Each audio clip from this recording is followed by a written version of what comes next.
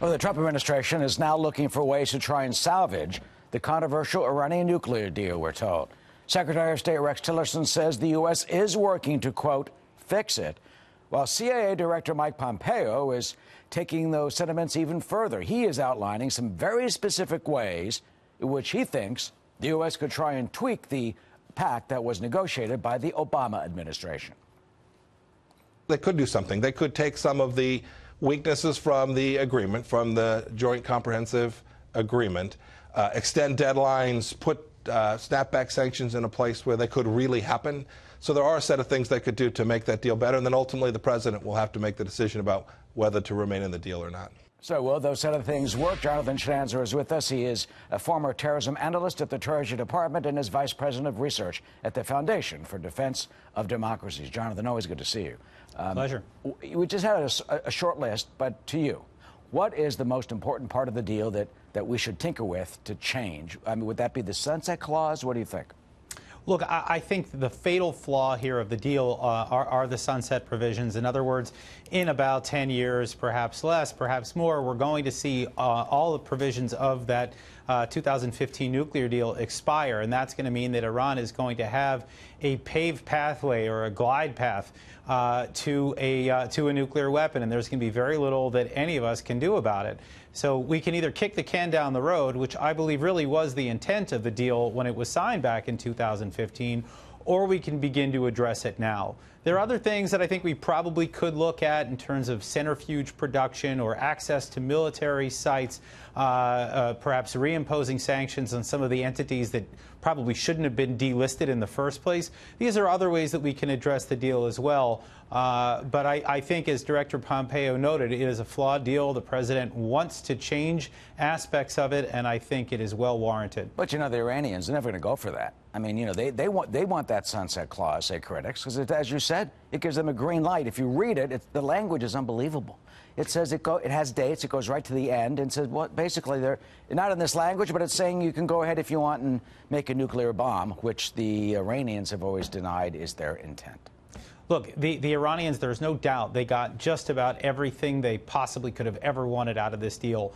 That all they need to do is to just bide their time, and eventually they'll have all the money that we front-loaded from this deal and then have the nuke at the end of it.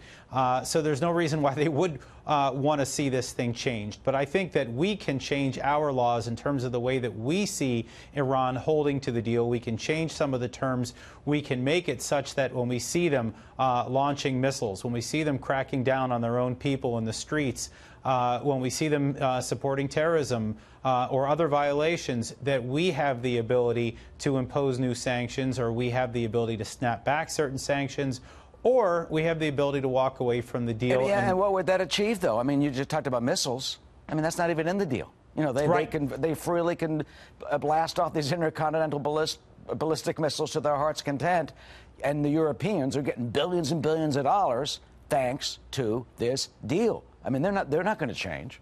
No, they're not. And that's why I think that if we look at what we want out of this deal, if we're able to work it out, Democrats and Republicans come to some sort of a bipartisan agreement in terms of when we would start to impose new sanctions, when we would walk away from the deal. And what would that achieve? Well, I mean, would the Europeans then follow us, or would they be defiant? I mean, over at the Security Council, they're already on the record saying that no matter what we do, it won't change the deal. It's an international agreement under the Security Council, you know, rubber stamp of approval, and we can't change it. Well, I think we can when you think about the kind of power that we have, particularly through sanctions. I think that there is no power that rivals us economically. So I think that there are still things that we can do. There's still some influence that we can wield. Such as? Again, when you start to impose some of those sanctions and we put other countries on notice that they can either deal with Iran or with us, but they can't deal with both, they're going to choose the United States 10 times out of 10. And that's really what made the sanctions work the first time around. People forget that.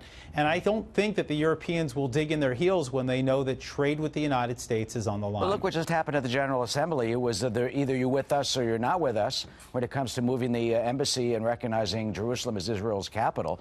And what, like 15, 20? It's always the same countries, some of them that side with us. Grand Palau, the Marshall Islands, Nauru.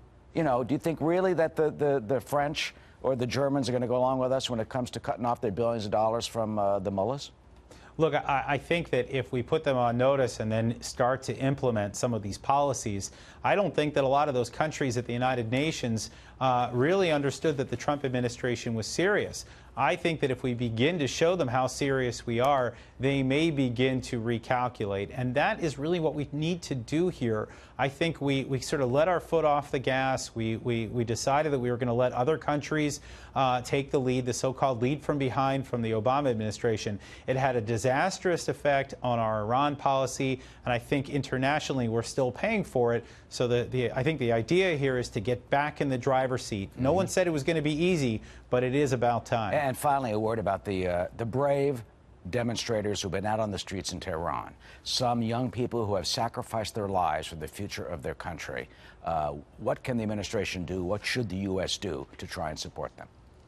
Look, I think that there are two things that we need to drive home here. One is that we need to continue to message to the Iranian people just how much money the Iranians are spending on their adventurous foreign policies. The fact that they spend upwards of $15 billion a year in Syria to prop up the Assad regime, or they spend $800 million a year on Hezbollah, or a couple $100 million a year on Hamas.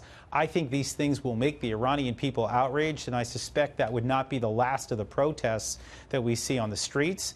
That, and we need to start to impose sanctions on those entities, specifically the IRGC, the Revolutionary Guards, and the Basij, as it's known, that domestic crackdown force. If we start to impose sanctions there, I think that also sends a very strong message, and hopefully we get some of the international community to jump in as well. Well, they got a message back in 2009 that for some it wasn't strong enough, so we'll see what will happen this time. Jonathan Schanzer, thank you for joining us tonight. Pleasure. Of course.